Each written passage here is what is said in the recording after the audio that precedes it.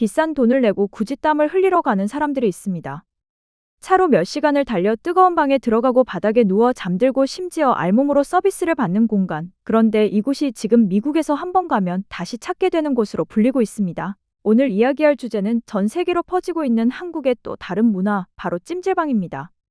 한류 열풍이라고 하면 보통 케이팝이나 드라마를 떠올리지만 외국인 관광객들이 한국에서 가장 인상 깊었다고 꼽은 경험은 의외로 찜질방이었습니다. 같은 옷을 입고 바닥에 누워 쉬고 음식을 나눠 먹고 잠들기까지 하는 이 공간은 외국인들에게 매우 낯설면서도 강한 인상을 남겼습니다. 이제 찜질방은 한국에만 있는 문화가 아닙니다. 미국 주요 도시 곳곳에 한국식 찜질방이 들어서며 현지인들의 발길이 이어지고 있습니다. 입장료는 한국 기준으로 보면 결코 저렴하지 않지만 그럼에도 불구하고 사람들은 일부러 시간을 내 찜질방을 찾습니다. 처음에는 호기심으로, 그 다음에는 휴식을 위해, 그리고 어느 순간부터는 습관처럼 다시 방문하게 된다고 합니다. 미국의 찜질방은 단순한 사우나를 넘어 하나의 복합 공간으로 발전했습니다. 여러 층 규모의 시설, 다양한 온도의 찜질 공간, 식사와 휴식이 동시에 가능한 구조.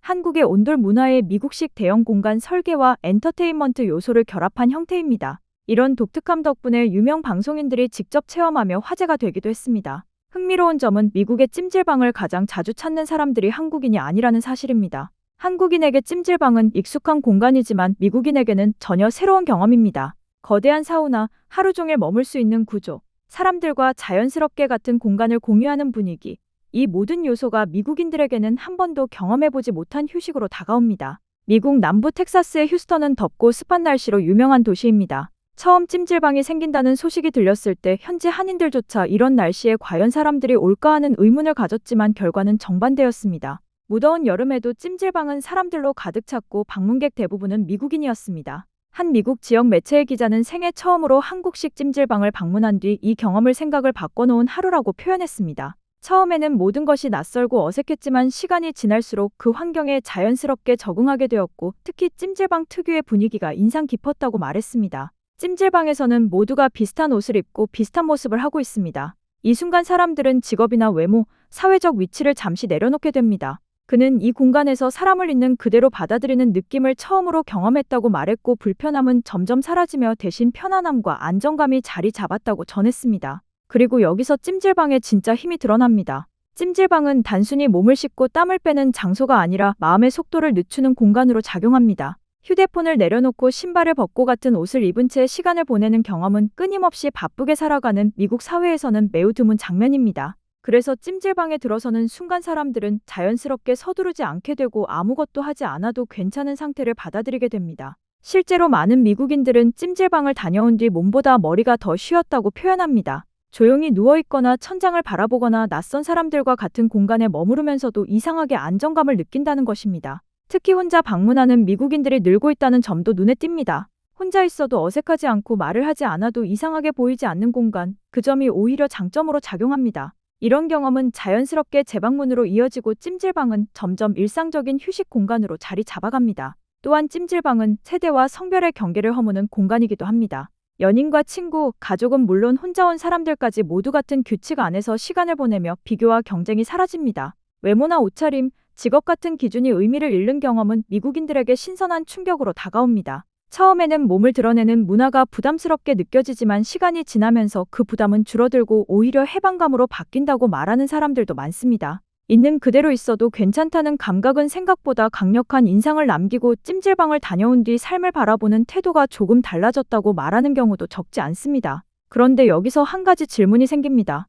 왜 하필 수많은 한국 문화 중에서 찜질방이 이렇게 강하게 미국인들에게 받아들여진 걸까요? 단순히 신기해서 혹은 시설이 좋아서만은 이 현상을 설명하기 어렵습니다. 찜질방이 미국 사회에 깊이 스며든 이유를 이해하려면 지금 미국 사람들이 어떤 환경 속에서 살아가고 있는지를 먼저 살펴볼 필요가 있습니다. 미국 사회는 겉으로 보기에는 자유롭고 개방적인 것처럼 보이지만 실제로는 끊임없는 경쟁과 비교 속에 놓여 있습니다. 언제나 생산적이어야 하고 쉬는 시간에도 무언가를 해내야 한다는 압박이 존재합니다. 휴식을 취하고 있으면서도 이게 정말 쉬는 건지 스스로를 의심하게 되는 사회입니다. 그런 환경에서 아무것도 하지 않아도 되는 공간은 생각보다 거의 존재하지 않습니다. 찜질방은 바로 이 지점에서 전혀 다른 규칙을 제시합니다. 들어오는 순간 신발을 벗고 휴대폰을 내려놓고 모두가 같은 옷으로 갈아입습니다. 이 단순한 과정만으로도 사람은 사회적 역할에서 한 발 떨어지게 됩니다. 직장인도 아니고 학생도 아니며 누군가의 상사나 부하도 아닌 그저 한 사람으로 존재하게 되는 것입니다. 이 경험을 처음 한 미국인들은 묘한 해방감을 느낀다고 말합니다. 무언가를 증명하지 않아도 되고 자신을 설명하지 않아도 되며 굳이 말을 하지 않아도 되는 상태는 미국 사회에서는 매우 낯설게 느껴집니다. 그래서 처음에는 어색하지만 시간이 지날수록 오히려 더 깊이 빠져들게 됩니다. 찜질방의 구조는 미국인들이 느끼는 고립감을 부드럽게 풀어주는 역할도 합니다. 혼자 와도 혼자가 아닌 공간이지만 그렇다고 억지로 어울릴 필요도 없는 장소입니다. 누군가는 조용히 누워있고 누군가는 책을 읽고 또 다른 누군가는 아무 생각 없이 땀을 흘립니다. 이 느슨한 공존이 큰 안정감을 만들어냅니다. 또 하나 중요한 요소는 시간에 대한 감각입니다. 찜질방에서는 몇 시에 무엇을 해야 한다는 기준이 자연스럽게 흐려집니다. 시계를 보지 않고 알림에 쫓기지 않으며 몸이 원하는 대로 움직이게 됩니다. 미국인들은 이 경험을 시간에서 잠시 벗어난 느낌이라고 표현합니다. 이런 이유로 찜질방은 단순한 사우나나 스파와는 전혀 다른 평가를 받습니다. 명상 공간도 아니고 리조트도 아니며 치료시설도 아닙니다. 하지만 그 모든 요소를 조금씩 품고 있는 공간이기에 더 특별하게 느껴집니다. 흥미롭게도 미국의 일부 심리학자들은 찜질방 문화를 집단적 안정장치로 분석합니다. 사람은 혼자 있을 때보다 안전한 다수 속에 있을 때 더 쉽게 긴장을 푼다는 것입니다. 찜질방은 말을 하지 않아도 괜찮은 방식으로 이 조건을 충족시킵니다. 여기에 한국 문화 특유의 정서도 자연스럽게 녹아 있습니다.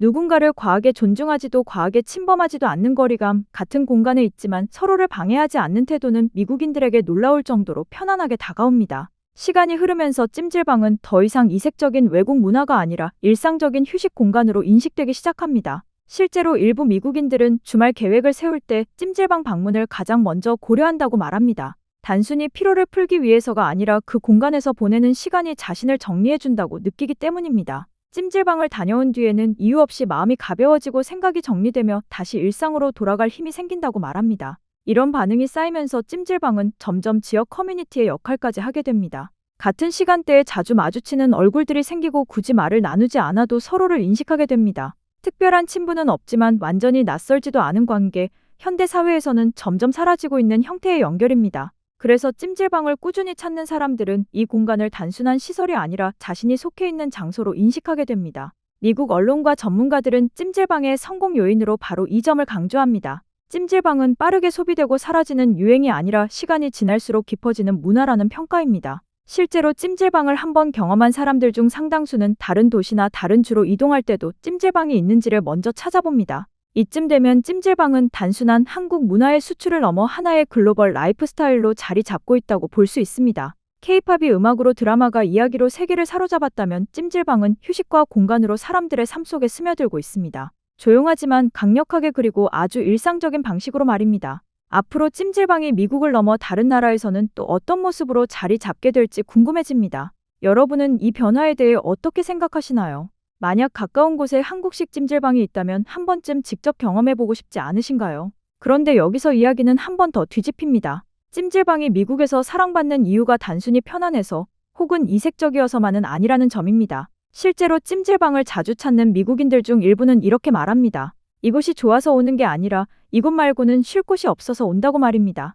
겉으로 보면 미국은 언제 어디서나 자유롭게 쉴 수 있는 나라처럼 보입니다. 하지만 현실은 다릅니다. 카페에 앉아 있어도 노트북을 켜야 하고 공원에 있어도 휴대폰을 확인해야 하며 집에 있어도 무언가를 생산하지 않으면 불안해지는 사회. 쉬고 있는데도 쉬는 것 같지 않은 상태가 일상이 된 것입니다. 그런 상황에서 찜질방은 의외의 공간이 됩니다. 아무것도 하지 않아도 되는 것이 허용되는 몇 안 되는 장소.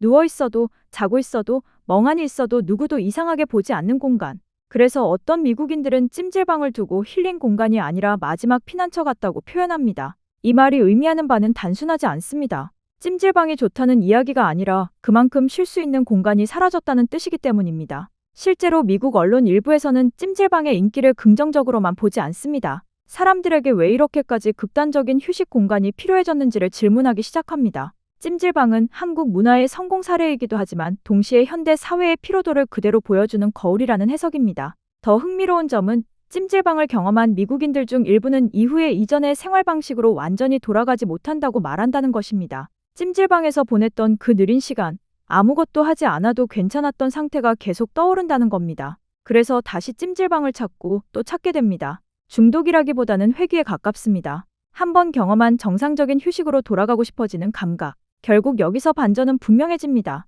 찜질방이 미국에서 성공한 이유는 한국 문화가 대단해서만이 아니라 미국 사회가 너무 지쳐 있었기 때문이라는 사실입니다. 찜질방은 새로운 문화를 전파한 공간이 아니라 사람들이 잃어버린 감각을 잠시 되찾게 해주는 공간이었습니다. 그래서 이 유행은 쉽게 사라지지 않습니다. 유행은 재미있어서 끝나지만 필요해진 공간은 남기 때문입니다. 이 지점에서 찜질방은 더 이상 이색적인 한국 문화가 아닙니다. 지금 시대가 요구한 공간 그 자체가 됩니다. 의견은 댓글로 남겨주시고 도움이 되셨다면 구독과 좋아요 부탁드립니다. 시청해주셔서 감사합니다.